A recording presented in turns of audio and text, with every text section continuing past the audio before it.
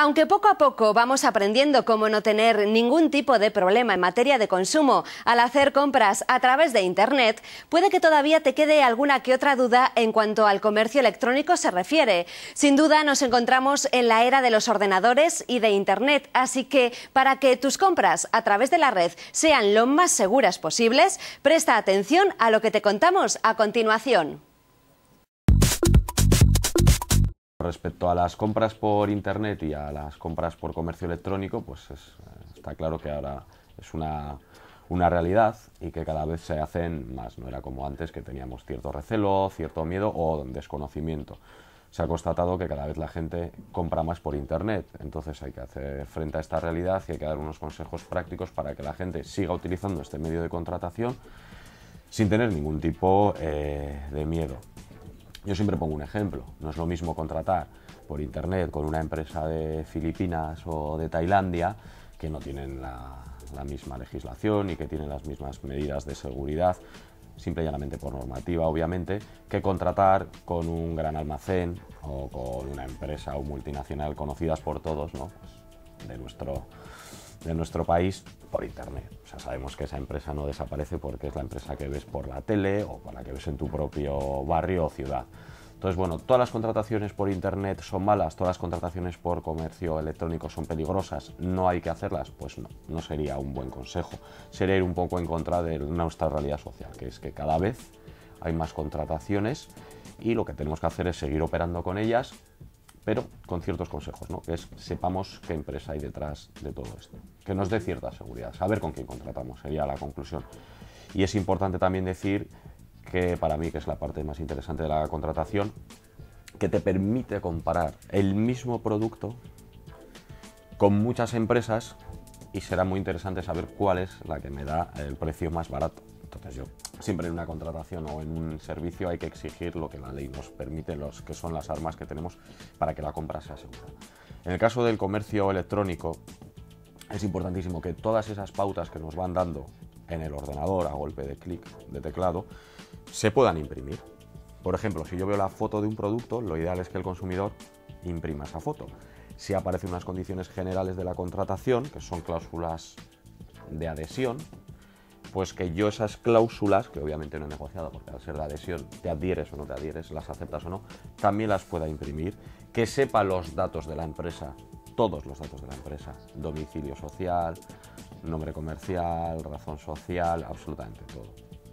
Inscripción en el registro mercantil, dirección para hacer las reclamaciones, cómo reclamar por correo electrónico, que sería obviamente lo lógico, ya que estoy haciendo una contratación pues virtual en este caso. También se puede hacer por correo, a lo mejor tienen un código postal, una parte de correos, cómo reclamar a la empresa.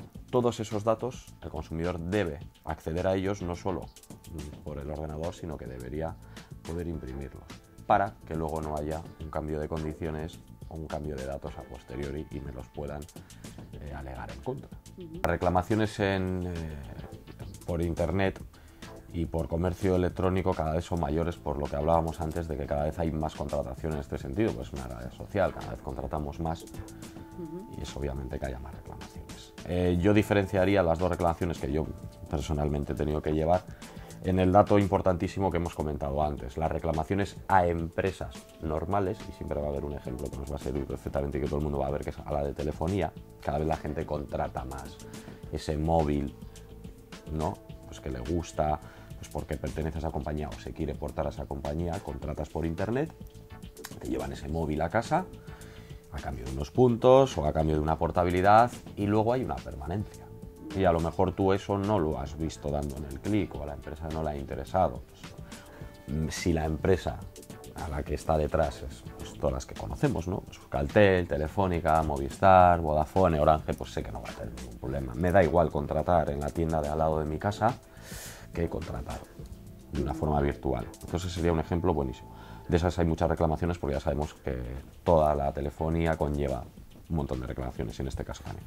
Y luego está el otro ejemplo que también hemos tenido que reclamar, muy para nuestra desgracia, que es cuando tú realmente estás contratando con particulares en su casa, con páginas web que detrás no hay una empresa solvente, son particulares, son empresas, sociedades limitadas que se crean y desaparecen, y en este caso las típicas reclamaciones que hay es porque el producto cuando nos llega a casa vemos que no tiene nada que ver con lo que aparecía en la foto o con las condiciones. O que cuando he leído en las condiciones contractuales que tengo un periodo de evolución o de prueba, no nos pone ningún problema a la hora de contratar. Ay, qué bonito parece todo. Luego llamas a un teléfono, no te cogen, te mandan que mandes un fax. Entonces, al final es lo que decía, no es el problema de contratar por internet, es con quién estoy contratando. Veamos que es un espacio virtual que da juego no solo a incumplimientos contractuales por productos de baja calidad o de gente que se busca la vida, es que también da pie directamente a las estafas. O sea, a que nunca te llegue ese producto que has contratado. Por eso, si yo a golpe de ratón no puedo identificar dónde está esa empresa, el consejo sería nunca contratar, ya tendríamos un problema. Bueno, hay sistemas de pago que dan cierta seguridad, como el PayPal, ¿no? Que es un sistema bastante seguro. Luego hay sistemas de pago pues, típicos de que tienes que meter todos los datos. A priori, cuando la empresa es solvente, como decíamos antes, es una empresa típica, la Ley Orgánica de Tratamiento de Datos exige hacer un tratamiento escrupuloso de los datos. Obviamente los números bancarios, domicilio, nombre también son datos que no te van a tener que manejar ni utilizar. Sí. Claro, si ya la empresa con la que estoy contratando no me da buena espina por la forma de la página, porque soy incapaz de adivinar dónde está, nunca dar esos datos a una empresa que nos da un poquito de miedo. Es como, jurídicamente hay que tener en cuenta que cuando hacemos una contratación a distancia, independientemente del medio que se utilice, pero en concreto, ahora que estamos hablando por compras pues de comercio electrónico, compras por internet, hay que tener en cuenta que el consumidor o usuario tiene 7 días como derecho de desistimiento para rechazar la compraventa del objeto o del servicio. ¿Esto qué significa? Que cuando me entregan el objeto, para verlo de una forma más clara, puedo comprobar que no tiene nada que ver con lo que he contratado o que simplemente, este dato también es importante, no me interesa. Es un derecho a desistimiento sin causa. El consumidor o el usuario no tiene que alegar una causa para desistir del objeto o del servicio. Entonces, desde la entrega tengo 7 días. Es lógico que exijamos un albarán o un justificante de cómo me han entregado ese momento, pues, no sé, el DVD. Luego veo que no se corresponde con lo que quería. Este derecho de desistimiento tiene que tener en cuenta el consumidor, independientemente de que se haya informado por la página web, de que le hayan informado la empresa o de lo que fuera. Si no te han informado, es independiente. Tienes derecho a 7 días, ya que es una obligación legal y no depende de la voluntad de las partes. 7 días desde la entrega podemos rechazar el pedido o el servicio. Bueno, cuando una persona contrata desde su casa por internet, a veces se pregunta si tiene que entablar un pleito, ¿cuál sería el fuero, ¿no? ¿A qué juzgado se debe dirigir? Y eso es algo que a nosotros como abogados, pues en las asociaciones nos preocupa mucho. Claro, si yo contrato con una empresa que está en Madrid o con una empresa que está en Sevilla, si el objeto no es de mucho valor, pues imaginémonos un ordenador o un juguete, un electrodoméstico, y dices, ¿cómo me voy a ir hasta Madrid o hasta Sevilla, ¿no? Para reclamar esto? Yo no te digo nada si cuando contratas una empresa europea, que aunque sabemos que tenemos la misma legislación, dices, bueno, pero el fuero no me voy a ir a Holanda.